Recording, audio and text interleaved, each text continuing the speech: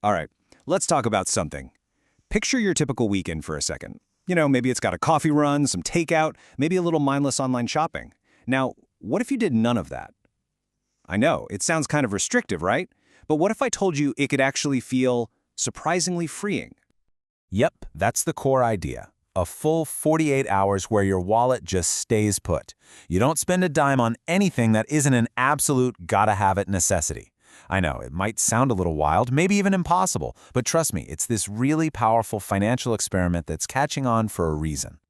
So what exactly is a no-spend weekend? It's pretty simple, actually. You just make a conscious choice to hit pause on all the non-essential spending.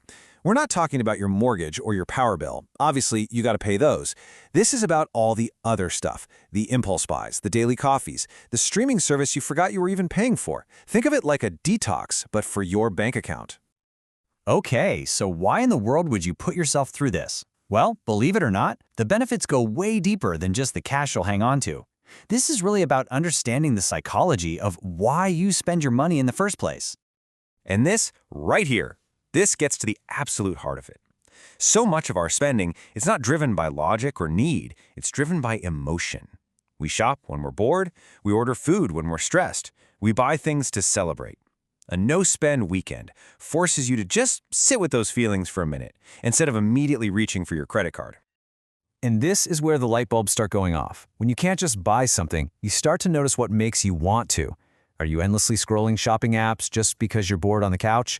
Is ordering that expensive pizza really just a response to a stressful day at work?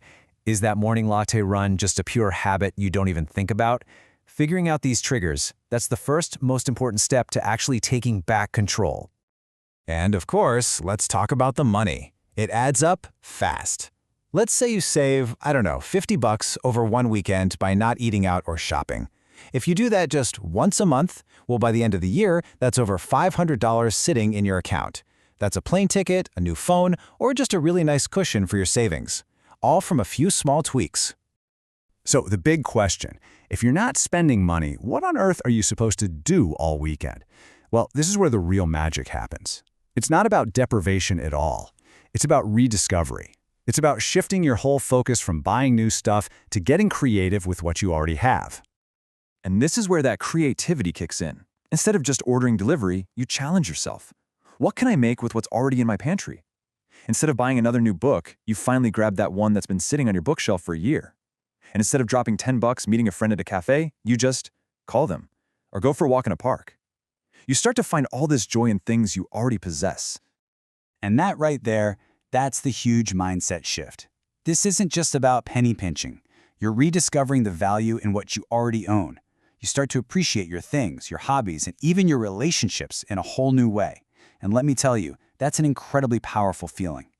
And believe me, this one little weekend experiment can start a ripple effect that builds into something so much bigger. Don't think of it as a one-off trick. Think of it as planting the seed for real long-term financial confidence. So here's how it works. First, you build confidence. You prove to yourself that you are in control, not your random impulses. That is huge. From there, you just naturally start being more intentional with your money. You see it as a tool you can direct, not just something that happens to you. And all of that leads to the final amazing step. You create financial breathing room for yourself. That space to save, to invest, or to just worry less. So, you've seen the why, you've heard the how, the psychological wins, the financial gains, you get it. Now it's your turn. It's time to accept the challenge. Seriously, don't think of this as a punishment. Frame it as a game. It's a personal challenge, a fun experiment. It's you hitting a giant reset button for your wallet and your habits.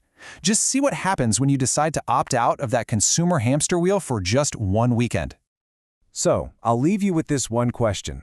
This isn't about what you'll give up. It's all about what you might find.